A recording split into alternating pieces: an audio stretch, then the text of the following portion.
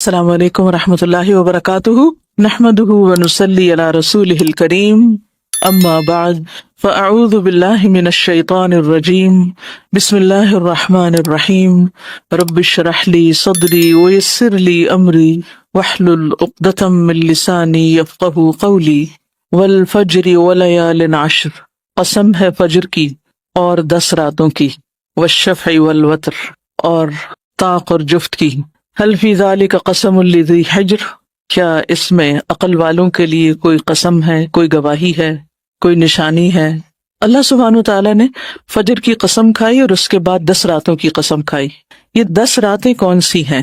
ان سے مراد عشر ذی الحجہ کے پہلے 10 دن بھی لیے جاتے ہیں۔ تو اللہ سبحانہ تعالیٰ نے ان کی قسم کھائی۔ والشفع والوتر، اور جفت اور طاق کی قسم۔ یہ کیا ہے؟ جفت جو ہے یہ یوم النحر ہے 10واں دن، اور طاق یوم عرفہ ہے 9واں دن۔ حل فی ذالک قسم لذی حجر، تو عقل مند لوگوں کو ان آیات میں غور کرنا چاہیے کہ اللہ سبحانہ تعالیٰ نے اس کی قسم کیوں کھائی ہے۔ یہ اللہ سبحانہ تعالیٰ کا ہم سب پر بہت بڑا فضل ہے کہ اس نے ہمارے لیے عمل کی راہیں، درجوں کی بلندی کے حصول کی راہیں ہمارے لیے ہموار کی، اور ہمیں ان تمام چیزوں کے بارے میں بتا دیا جن میں ہماری دنیا اور آخرت دونوں کا فائدہ ہے۔ جس طرح ہر چیز کا ایک موسم ہوتا ہے، سبزیوں کے موسم ہوتے ہیں، پھلوں کے موسم ہوتے ہیں، شادیوں کے موسم ہوتے ہیں، اور کون سے موسم ہوتے ہیں؟ اسی طرح فرما برداریوں کے بھی موسم ہوتے ہیں، نیکیوں کے بھی موسم ہوتے ہیں۔ تو نیکیوں کے مواسم میں ایک تو کچھ عرصہ پہلے ہم نے ایک موسم انجوائے کیا، اور وہ تھا رمضان المبارک کا موسم یا رمضان المبارک کا مہینہ۔ اور اس کے بعد یہ بھی اللہ سبحانہ تعالیٰ کا فضل ہے کہ اس نے ہمیں ذی القعدہ کا حرمت والا مہینہ دیا، جس میں اجر و ثواب عام دنوں کے مقابلے میں نیکیوں کا بڑھ جاتا ہے۔ اور ذی القعدہ کے اختتام پر ذی الحجہ، تو یہ مہینہ بھی بہت برکت اور فضل والا ہے، خاص طور پر اس کے پہلے 10 دن جن کی اللہ سبحانہ تعالیٰ نے قسم کھائی ہے۔ ان 10 دنوں کو باقی سال کے دنوں پر کیوں اہمیت اور فضیلت دی ہے؟ تاکہ ہم ان میں زیادہ سے زیادہ نیک اعمال کریں۔ ہمارے آئندہ 10 دن باقی دنوں سے مختلف ہونے چاہیے۔ روزانہ کی روٹین میں ہم جو نماز، روزہ، صدقہ خیرات کرتے ہیں وہ تو کرتے ہی ہیں، لیکن ان دنوں میں، اس موسم میں ہمیں خاص طور پر نیکیوں میں بھاگ دوڑ کرنی ہے، کثرت سے نیک کام کرنے ہیں، اور ایک دوسرے سے آگے بڑھنا ہے۔ فاستبقوا الخیرات، ان کو نہیں دیکھنا جو ان دنوں میں بھاگ دوڑ نہیں کر رہے کہ اچھا وہ بھی تو سو رہا ہے میں بھی سو جاؤں، وہ بھی تو نہیں کر رہا میں بھی نہیں کرتا، بلکہ ان کو دیکھنا جو ہم سے آگے ہیں، جو نیک کام کر رہے ہیں۔ اور حقیقت میں نیک کام وہ ہوتا ہے جس کو کرنے کے بعد انسان اپنے رب کے قریب ہوتا ہے۔ رب العالمین، جس نے پوری کائنات بنائی، جس نے مجھے اور آپ کو پیدا کیا، جس نے ہمیں ہر نعمت سے نوازا، جس نے ہمیں ہر طرح کا رزق عطا کیا، اس کے شکرانے کے طور پر ہمیں ایسے کام کرنا ہے جس سے ہمارا رب ہم سے راضی ہو جائے۔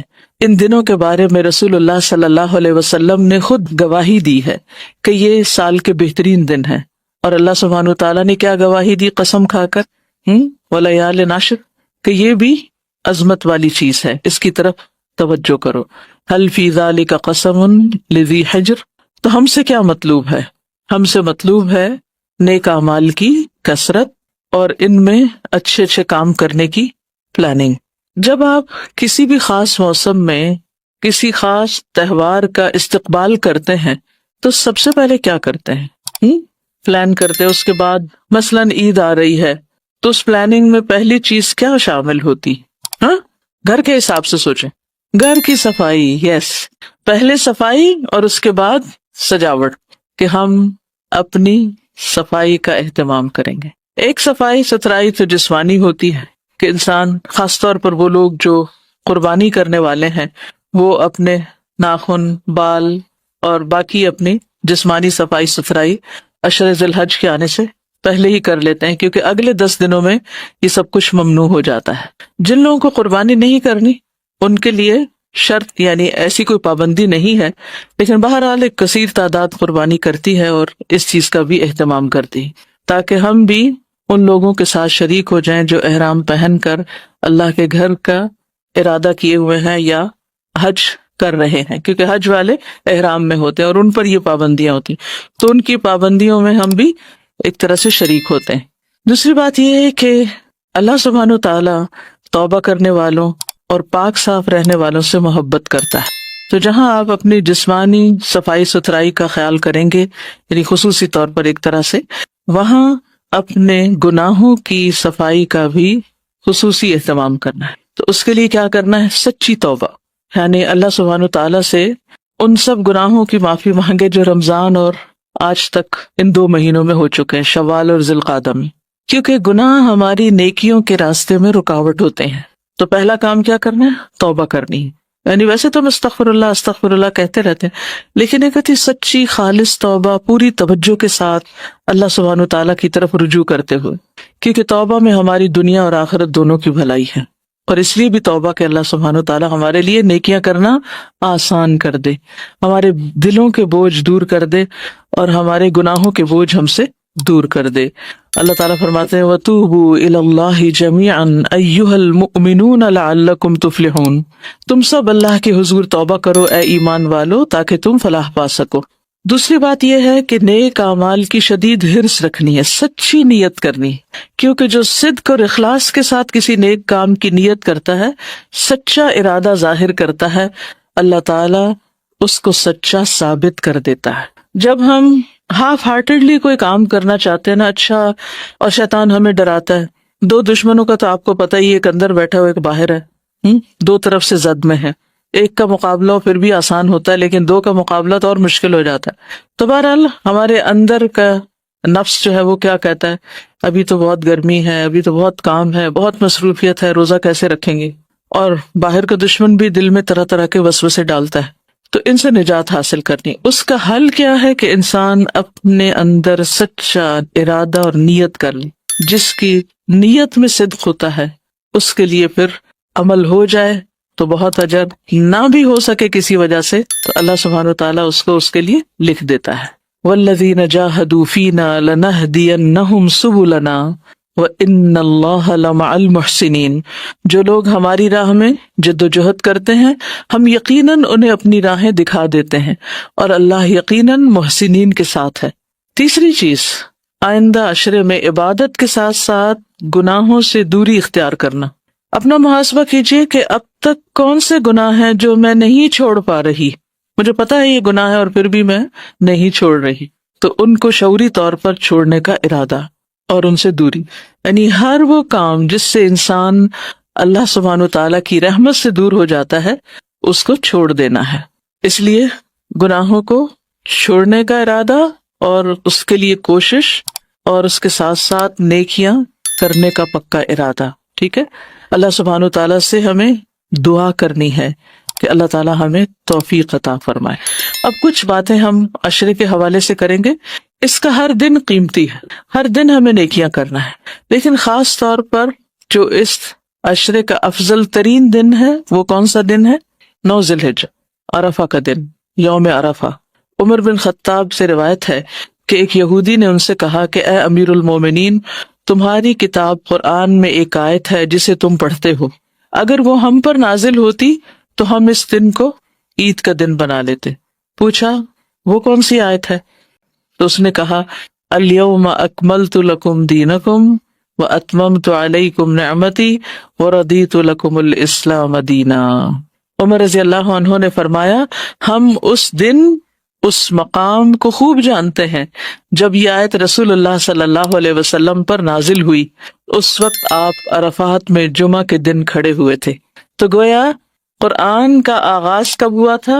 نبی صلی اللہ علیہ وسلم کو نبوت کب ملی تھی؟ رمضان میں، اور تکمیل کب ہوئی؟ ذی الحجہ میں۔ کہ اللہ سبحانہ وتعالیٰ نے خود فرمایا الیوم اکملت لکم دینکم، آج میں نے تمہارے دین کی تکمیل کر دی، تمہارے لیے دین مکمل ہو چکا ہے۔ تو آغاز بھی بابرکت اور اختتام بھی بابرکت۔ اور مجھے اچھی طرح یاد ہے کہ پچھلا ہمارا جو تعلیم القرآن جو لاسٹ میں نے تکمیل کروائی تھی، جس کو میں نے پڑھایا تھا، اللہ سبحانہ تعالیٰ کی طرف سے میری کوئی ایسی پلاننگ نہیں تھی، لیکن اتفاق ایسا ہوا کہ جس وقت حاجی عرفات میں تھے اس وقت ہماری تکمیل ہو رہی تھی، یعنی وہ 2 چیزیں اتفاق سے اکٹھی ہو گئیں۔ تو بہرحال یہاں تو ہم چھٹی کرتے ہیں نا اس دن، اس لیے کوئی کام ہو نہیں سکتا کیونکہ آپ نے روزہ رکھنا ہے 9 ذی الحج کا، تو 12. تو اس لحاظ سے بھی یہ دن بہت افضل دن ہے، عرفات کا دن. اور پھر اس دن حاجیوں اور غیر حاجیوں دونوں کی بخشش ہوتی. 9 ذی الحجہ کا دن نبی صلی اللہ علیہ وسلم نے فرمایا تمہارا دوپہر کے بعد عرفات میں کھڑے ہونا، قیام، وقوف، کیونکہ بہت سے لوگ حج کرنے جاتے ہیں اور وہ وقوف نہیں کرتے، اپنے خیموں کے اندر ہی بیٹھے رہتے ہیں یا لیٹ جاتے ہیں یا کھانا کھا کے سو جاتے ہیں کہ ہم حج کر رہے ہیں. تو اس دن اگر دھوپ زیادہ نہ ستائے تو کھلے آسمان کے نیچے خیمے سے ذرا باہر نکل کر کھڑے ہو کر دعائیں مانگیں. تھک جائیں تو بیٹھ بھی جائیں، لیکن وقوف زیادہ بہتر ہے. یہ تو عرفات والوں کے لیے. تو اس دن اللہ سبحانہ وتعالیٰ آسمان دنیا پر نازل ہوتا ہے. ویسے تو اللہ سبحانہ وتعالیٰ کے نزول کا وقت کیا ہے؟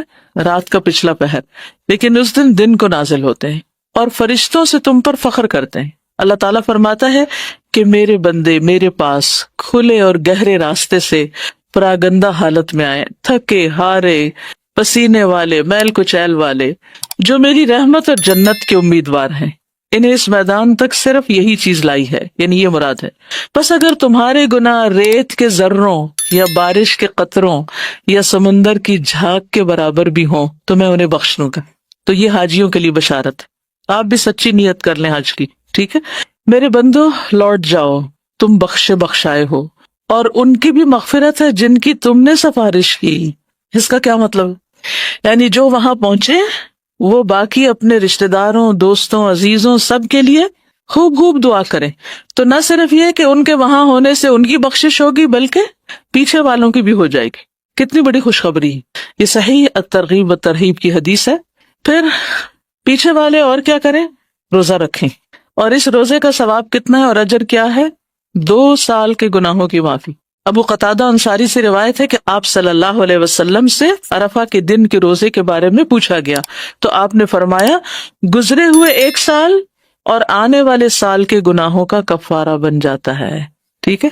جو لوگ حج پر ہوں وہ عرفہ کے دن روزہ نہیں رکھتے، یہ فرق ہوتا ہے. وہ لوگ بغیر روزے کے دعائیں کرتے ہیں، وقوف عرفات کرتے ہیں، اور جو یہاں ہوتے ہیں وہ کیا کرتے ہیں؟ روزہ رکھتے ہیں. اس دن کی بہترین دعا کیا ہے؟ لا الہ الا اللہ وحدہ لا شریک لہ لہ الملک ولہ الحمد وہو علی کل شیء قدیر. یہ کلمہ وہاں کے لوگ تو پڑھیں گے ہی، آپ بھی یہاں پڑھ سکتے ہیں. تو اس دن خاص طور پر اس کی تسبیحات کیجئے. یہ دن آگ سے آزادی کا دن ہے. حضرت عائشہ فرماتی کہ رسول اللہ صلی اللہ علیہ وسلم نے فرمایا اللہ سبحانہ وتعالی عرفہ کے دن سے زیادہ کسی دن اپنے بندوں کو دوزخ سے آزاد نہیں کرتا. یعنی سب سے زیادہ لوگ اس دن جہنم کی آگ سے آزاد ہوتے ہیں، اور اللہ سبحانہ وتعالیٰ اپنے بندوں کے قریب ہوتا ہے. پھر فرشتوں کے سامنے اپنے بندوں پر فخر فرماتے ہوئے فرماتا ہے کہ یہ سارے بندے کس ارادے سے آئے ہیں، یہ یہاں کیوں پہنچے ہیں؟ تو obviously فرشتے کیا جواب دیتے ہوں گے؟ یہ بخشش چاہتا ہے، گناہوں کی معافی کے لیے آئے. 9 ذی الحج کے علاوہ اگر ہو سکے تو باقی عشرے کے بھی روزے رکھ لیجئے، یعنی باقی دنوں کے. 10 تاریخ عید کو تو نہیں رکھیں گے لیکن 9 روزے تو ہو ہی سکتے ہیں. رمضان کے روزوں کی قضا باقی سال میں بھی دی جا سکتی، لیکن ان 10 دنوں کے روزے صرف انہی 10 دن میں ہی رکھنے ہوتے ہیں، تب ان کی فضیلت ہے. آپ یہ نہیں کر سکتے کہ یہ اس عشرے کے روزے آپ 1 مہینہ بعد رکھ لیں یا پہلے رکھ لیں. نو، وہ انہی دنوں میں ہی رکھیں گے تو اس کا اجر و ثواب زیادہ ہوگا عام دنوں کے مقابلے میں. ٹھیک ہے. 10واں دن جو ہے وہ یوم النحر، قربانی کا دن ہے. رسول اللہ صلی اللہ علیہ وسلم نے فرمایا اللہ کے نزدیک افضل دن یعنی افضل ترین دن یوم النحر، اور اس کے بعد یوم القر یعنی 11 ذی الحجہ بھی ہے، کیونکہ اس دن بھی قربانی کی جاتی. اور جو قربانی کرنا چاہتا ہو وہ کیا کرے؟ ان دنوں میں ناخن اور بال نہ کاٹے. قربانی کے بارے میں قرآن مجید میں آتا ہے ان صلاتی ونسکی ومحیای ومماتی للہ رب العالمین. بے شک میری نماز، میری قربانی، میرا جینا اور میرا مرنا اللہ رب العالمین کے لیے. تو اس دن جب ہم قربانیاں دیکھتے ہیں تو کیا یاد آتا ہے؟ جب آپ کے سامنے ایک بکرا یا اونٹ ذبح ہو رہا ہو تو کیا یاد آتا ہے؟ اپنی موت بھی یاد آتی کہ یہ تو اللہ کے راستے میں جا رہا ہے. کیا ہماری موت بھی اللہ کے راستے میں ہوگی یا اپنے نفس کو خوش کرتے ہوئے، لوگوں کو خوش کرتے ہوئے، شیطان کو خوش کرتے ہوئے ہوگی؟ ظاہر ہے جس راستے پر آج آپ چل رہے ہیں اسی راستے پر ہی اختتام ہوگا.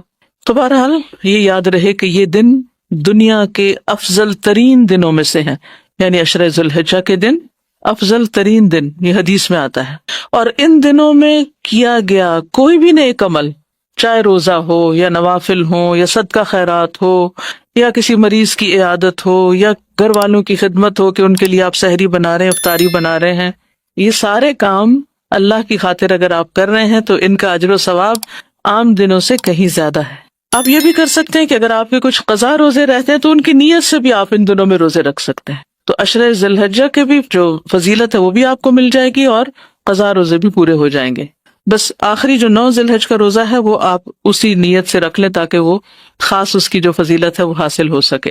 ابن عباس کہتے ہیں کہ رسول اللہ صلی اللہ علیہ وسلم نے فرمایا، اللہ تعالیٰ کو کوئی نیک عمل کسی دن میں، کوئی نیک عمل کسی دن میں اتنا پسندیدہ نہیں جتنا ان دنوں میں پسندیدہ اور محبوب ہوتا ہے، یعنی عشرہ ذی الحجہ۔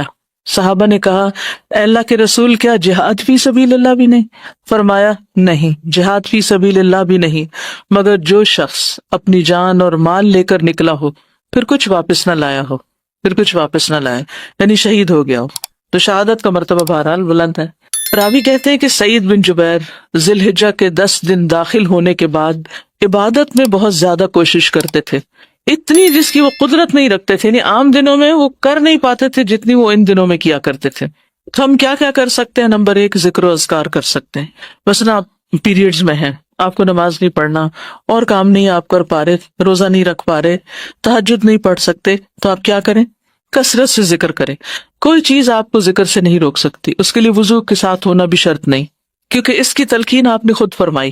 آپ نے فرمایا کوئی دن اللہ کے ہاں ان 10 دنوں سے زیادہ عظمت والا نہیں، اور نہ ہی کسی دن کا عمل اللہ تعالیٰ کو ان 10 دنوں کے عمل سے زیادہ محبوب ہے، بس تم ان 10 دنوں میں کثرت سے تحلیل یعنی لا الہ الا اللہ، تکبیر اللہ اکبر اور تحمید الحمدللہ کہو۔ تو ان 10 دنوں میں جو ذکر سب سے افضل ہے وہ کیا ہے؟ تکبیرات۔ تو اس میں حمد بھی آ گئی، اللہ اکبر بھی آ گیا، اور لا الہ الا اللہ بھی آ گیا۔ ایک اور تکبیر بھی پڑھی جاتی، اللہ اکبر کبیرہ والحمد للہ کثیرہ وسبحان اللہ بکرۃ واصیلا۔ نبی صلی اللہ علیہ وسلم نے فرمایا، سب سے افضل کلام سبحان اللہ والحمد للہ ولا الہ الا اللہ واللہ اکبر ہے، یعنی سورج جن چیزوں پر طلوع ہوتا ہے ان میں سب سے زیادہ محبوب مجھے یہ ذکر ہے۔ ایک اور جگہ پر افضل الذکر لا الہ الا اللہ ہے، تو آپ خالی لا الہ الا اللہ بھی پڑھ سکتے ہیں، لا الہ الا اللہ وحدہ لا شریک آخر تک بھی پڑھ سکتے ہیں، اور یہ بھی سبحان اللہ والحمد للہ ولا الہ الا اللہ واللہ اکبر، اور تکبیرات اللہ اکبر لا الہ الا اللہ واللہ اکبر۔ اور پھر اللہ سبحانہ تعالیٰ کا چنا ہوا کلام کون سا ہے جو پسندیدہ ہے، جو اللہ نے اپنے فرشتوں اور بندوں کے لیے چنا، وہ ہے سبحان اللہ وبحمدہ۔ تو اس کی بھی آپ یعنی کثرت کر سکتے ہیں، کم از کم صبح شام 100 بار اس کی تسبیح بیان کریں۔ دوسرے ہے قرآن کی تلاوت، اور آپ سب جانتے ہیں کہ ایک حرف کے بدلے میں کیا ملتا ہے؟ 10 نیکیاں، 10۔ قرآن سفارش کرے گا کس کے لیے؟ پڑھنے والوں کے لیے، شفیعا لاصحابہ۔ اصحاب کون ہوتے ہیں؟ ساتھی۔ تو قرآن کے ساتھی کون ہیں؟ یا قرآن کن کا ساتھی؟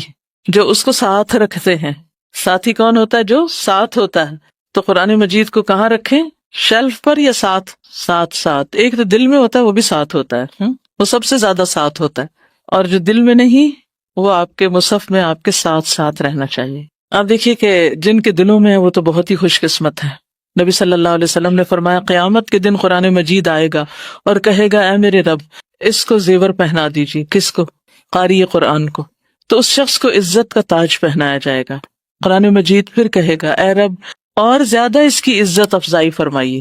تو اس قرآن پڑھنے والے کو عزت کا لباس پہنایا جائے گا۔ قرآن مجید پھر کہے گا، اے میرے رب اس سے راضی ہو جائیے۔ تو اللہ تعالیٰ اس شخص سے راضی ہو جائے گا۔ پھر اللہ تعالیٰ فرمائے گا، قرآن پڑھتے جاؤ اور جنت کے درجات چڑھتے جاؤ، اور ہر آیت کے ساتھ ایک نیکی بھی زیادہ کر دی جائے گی، یعنی اور زیادہ فضیلت بڑھا دی جائے گی۔ تو اگر آپ سارے کام چھوڑ کے حافظ بننے کے لیے نہیں بیٹھ سکتے ایک جگہ، تو ایک دن میں ایک آیت یا 2 دن میں ایک آیت یا ہفتے میں ایک آیت، یہ تو یاد کر ہی سکتے ہیں نا؟ کیا خیال ہے؟ اس کے لیے بس آپ کو ایک کام کرنا ہوگا، اور وہ یہ کہ کوئی ایک وقت باندھنا ہوگا ٹھیک ہے.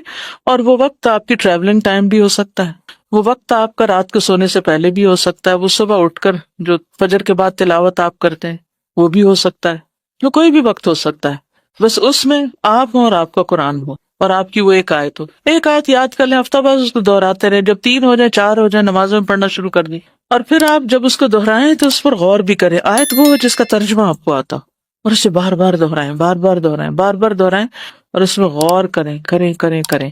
اور اگر آپ کو تھوڑی سی عربی آتی ہے نا تو آپ گوگل سرچ پر اسی آیت کو پیسٹ کریں، اور نیچے بے شمار لنک کھلیں گے مختلف تفاسیر کے، آپ اس کو ایک کے بعد ایک پڑھتے جائیں.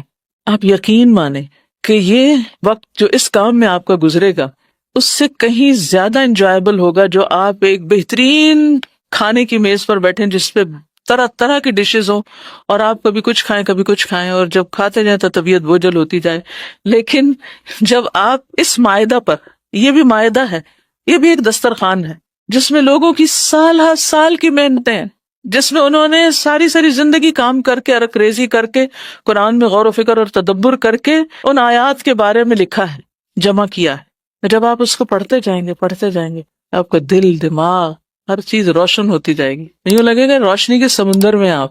لیکن یہ چیز تھوڑا سا وقت لیتی ہے. آپ اس کے لیے سنڈے کا دن رکھ سکتے ہیں جس دن کوئی کلاس نہیں، کچھ نہیں، کوئی دباؤ نہیں، کچھ نہیں، بس انجوائے کریں بیٹھ کے تھوڑی دیر. جو لوگ فقہ القلوب کافی دن سے پڑھ رہے ہیں وہ یہ کر سکتے ہیں، کچھ مشکل نہیں، بس ایک آیت، چھوٹی سی آیت، ایک آیت لے لیں. اقبال نے کہا تھا نا، قرآن میں ہو غوطہ زن اے مرد مسلمان. شعر سب کو آتا ہے، دیکھیں کتنے لوگ بولے ہیں، لیکن کتنے غوطہ زن بھی ہوئے ہیں پھر جو ڈوبے ہیں اور پھر کچھ موتی نکال کے لائے. آپ یقین کریں اگر اس طریقے سے آپ پڑھیں گے اور حفظ کریں گے اور نمازوں میں پڑھیں گے، آپ کی نمازوں کی کوالٹی یقیناً بہتر ہوگی، کیونکہ آپ نے مشقت کر کے ایک آیت سیکھی ہے نا. اس وقت جس طرح آپ پڑھ رہے ہیں نا، یہ تو انٹرٹینمنٹ، کسی نے پڑھا، پڑھ کے بول دیا، آپ نے سن لیا اور آپ نے سمجھ لیا، ٹھیک ہے، یہ پہلا سٹیپ ہے، تھوڑا سا آگے بڑھیں.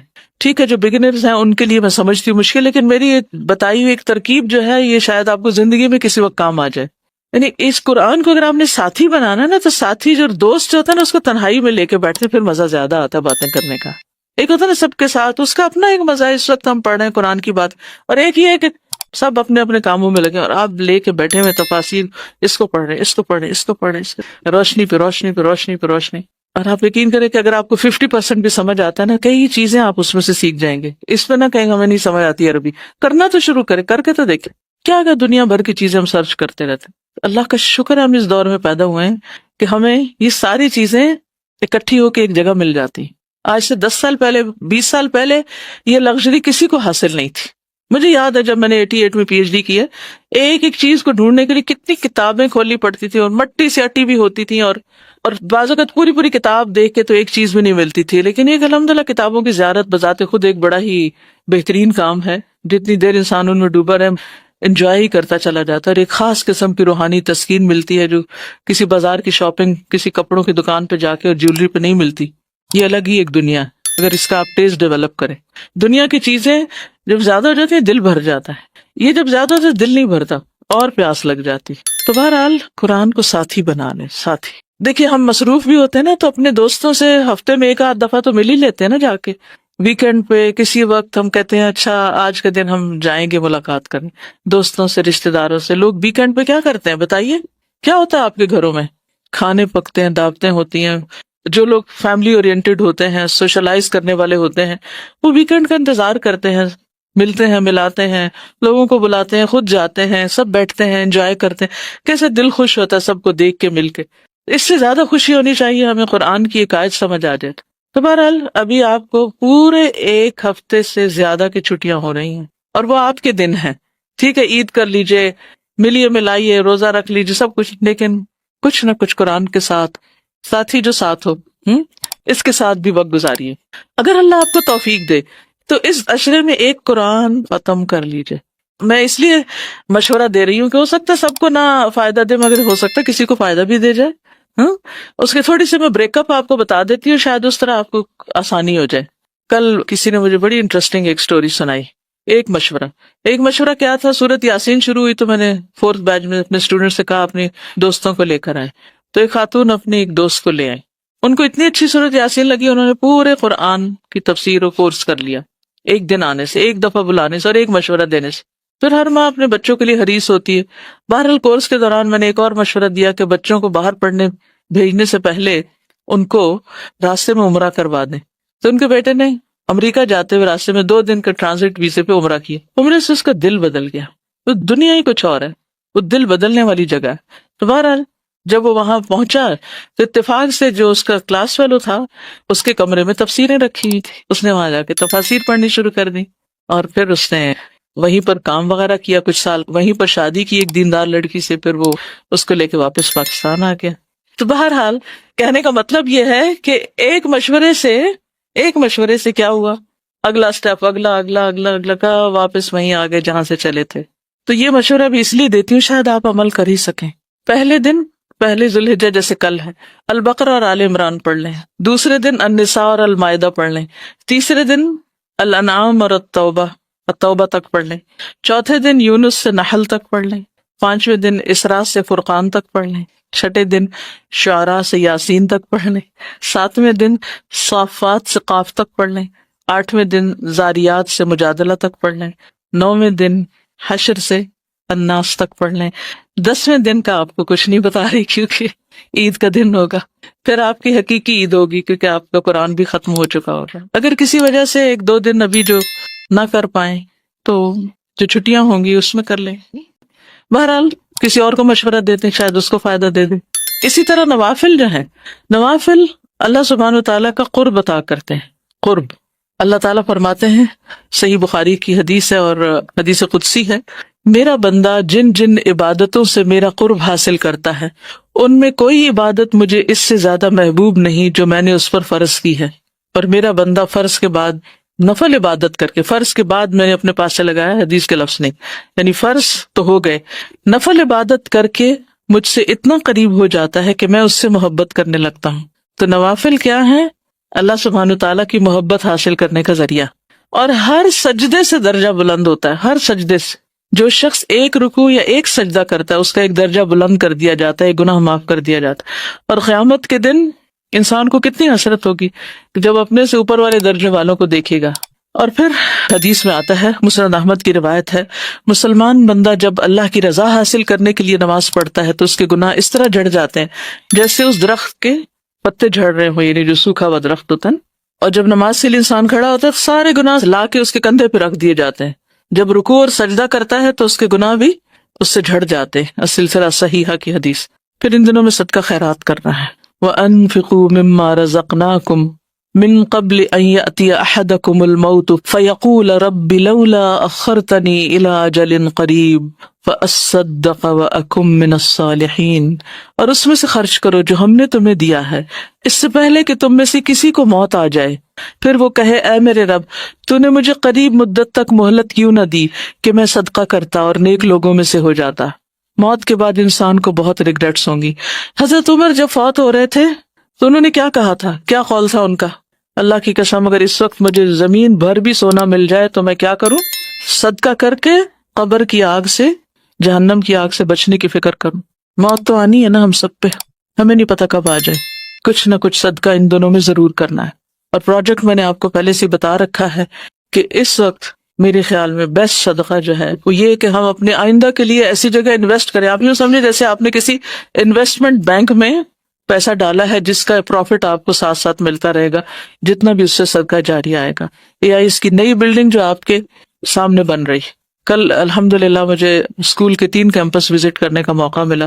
اور جب میں ایک جگہ پر داخل ہو رہی تھی، بالکل چھوٹے چھوٹے بچے تکبیرات پڑھتے ہوئے وہاں سے نکل رہے تھے. تو میں سوچ رہی تھی کیا ہم میں سے کسی نے اس عمر میں تکبیرات پڑھی ہیں؟ ہمیں کسی نے بتایا اس عمر میں کہ ان 10 دنوں میں تکبیرات پڑھی جاتی ہیں؟ ہم میں سے تو کئی لوگ اپنے بڑھاپے کو پہنچ چکے اور انہیں نہیں پتا چلا کہ یہ تکبیرات پڑھنے کے دن ہے.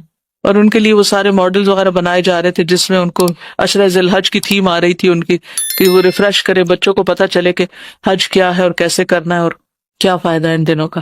تو جو تعلیم بچپن سے دے دی جاتی ہے اس کا فائدہ ہی کچھ اور ہے. تو بہرحال تو صدقے کو معمولی نہیں سمجھنا، خواہ کھجور کا ایک ٹکڑا ہی کیوں نہ ہو. اور جو اللہ کی راہ میں کوئی چیز خرچ کرتا ہے اس کے لیے اس کا 700 گنا اجر لکھا جاتا ہے. سنن ترمذی کی روایت ہے. نفق فی سبیل اللہ، اللہ کے راستے میں، اللہ کے دین کے راستے میں. پھر روزوں کا اہتمام، روزے کا اجر. اللہ سبحانہ تعالیٰ فرماتے ہیں الصوم لی وانا اجزی بہ، روزہ میرے لیے، میں خود جزا دوں گا۔ اس کی جزا کتنی بڑی ہوگی، اس کا کوئی اندازہ نہیں کر سکتا۔ ابو امامہ کہتے ہیں میں نبی صلی اللہ علیہ وسلم کے پاس حاضر ہوا، میں نے عرض کیا مجھے ایسی چیز کا حکم دیجیے جو میں آپ سے حاصل کر لوں۔ آپ نے فرمایا روزہ رکھا کرو، کیونکہ اس جیسی کوئی چیز نہیں، کیونکہ اس کے اجر اللہ تعالیٰ نے اپنے ذمہ لے لیا، وہ خود دے گا۔ اور روزہ جہنم کی آگ سے 70 برس دور کرنے والا عمل ہے۔ ابو سعید خدری کہتے ہیں کہ رسول اللہ صلی اللہ علیہ وسلم نے فرمایا جو بندہ بھی اللہ کے راستے میں ایک دن روزہ رکھتا ہے، اللہ تعالیٰ اس دن کی وجہ سے اس کے چہرے کو 70 برس کی مسافت تک آگ سے دور کر دیتا ہے۔ یہ صحیح مسلم کی روایت ہے۔ پھر اسی طرح یہ دن جب گزرے تو ایک خاص دعا کرنی ہے، اے اللہ آپ نے ہمیں رمضان نصیب کیا، آخری عشرہ نصیب کیا، طاق راتیں نصیب کی، لیلۃ القدر نصیب کی، اور اب آپ نے اپنی رحمت سے ہمیں یہ عشرہ نصیب کیا اور اس کے 10 فضیلت والے دن، اللہ ہمیں وہ دن نصیب کرنا جس کو یوم المزید کہتے ہیں۔ کیا کہتے ہیں؟ یوم المزید، جس دن اللہ سبحانہ تعالیٰ بندوں کو اپنا دیدار کروائیں گے، اور وہ جمعے کا دن ہوگا۔ یوم المزید اللہ ہم سب کو نصیب کرے۔ چونکہ یہ بھی حرمت والا مہینہ ہے ذی الحجہ، اس لیے خاص طور پر آپ سب نے حرمتوں کا پاس کرنا ہے۔ ظلم کی ممانعت ہے اس دن میں، کیونکہ اس کے بارے میں آتا ہے نا ان عدت الشہور عند اللہ 12 شہرا فی کتاب اللہ یوم خلق السماوات والارض منها 4 حرم ذلک الدین القیم ولا تظلموا فیہن انفسکم۔ بے شک مہینوں کی گنتی اللہ کے نزدیک اللہ کی کتاب میں 12 مہینے ہیں، اس دن سے جب سے اللہ سبحانہ تعالیٰ نے آسمانوں اور زمین کو پیدا کیا، ان میں سے 4 حرمت والے ہیں، یہی سیدھا دین ہے، سو ان میں اپنی جانوں پر ظلم نہ کرو۔ وہ کیسے ہوتا ہے؟ گناہ کر کے، گناہوں سے بچنا ہے، اور خاص طور پر حقوق العباد کا خیال، کسی کو تکلیف نہیں دینی۔ ایک مسلمان کی ہر چیز دوسرے مسلمان پر حرام ہے، اس کا خون، اس کا مال اور اس کی عزت و آبرو، ان سب چیزوں کا خاص اور لحاظ رکھنا ہے، کیونکہ یہ ظلم نیکیوں کو کھا جاتے ہیں۔ تو ایسا نہ ہو ایک طرف آپ بڑی بڑی نیکیاں کر رہے ہیں اور دوسری طرف دوسروں کو اذیت اور تکلیف دے کے آپ اپنی نیکیوں کو برباد کرنے والے ہیں، تو اس سے خصوصی طور پر آپ نے بچنا ہے۔ اللہ سبحانہ وتعالی ہمیں عمل کی توفیق عطا فرمائے اور واقعی ہم اس عشرے میں کچھ کر سکیں۔ جو لوگ ہمت رکھتے ہوں وہ روزے کی کوشش کریں۔ فی سبیل اللہ، آپ اللہ کے راستے میں نکلتے نا، علم کے راستے، رمضان کے بھی تو رکھے ہیں نا، تو یہ بھی اللہ توفیق دے گا انشاءاللہ تعالی، جتنا رکھ سکے۔ اگر سفر کر رہے ہیں تو اور بات ہے، سفر میں انسان کے لیے رخصت ہے، لیکن اگر آپ رکھ سکیں تو بہت ہی اچھا۔ ایک کام آپ کر سکتے ہیں کہ عشرہ ذی الحجہ کا جو پیمفلٹ ہے، قربانی کا جو پیمفلٹ ہے، تکبیرات کے جو کارڈز ہیں، یہ خاص طور پر آپ میں سے ہر ایک دوسروں کو بھی دے سکتا ہے۔ اپنے صدقے کا ایک حصہ اس میں شامل کر لیجئے کہ کم از کم 10 لوگوں کو میں نے ذی الحج کے بارے میں بتانا ہے جن کو پہلے سے نہیں پتا، ٹھیک ہے؟ تو ان کو آپ ایسی چیزیں دے کر بھی انفارم کر سکتے ہیں تاکہ وہ بھی شریک ہوں، اور وہ جو کچھ کریں گے اس کا اجر بھی آپ کو ملے گا، رائٹ؟ انشاءاللہ۔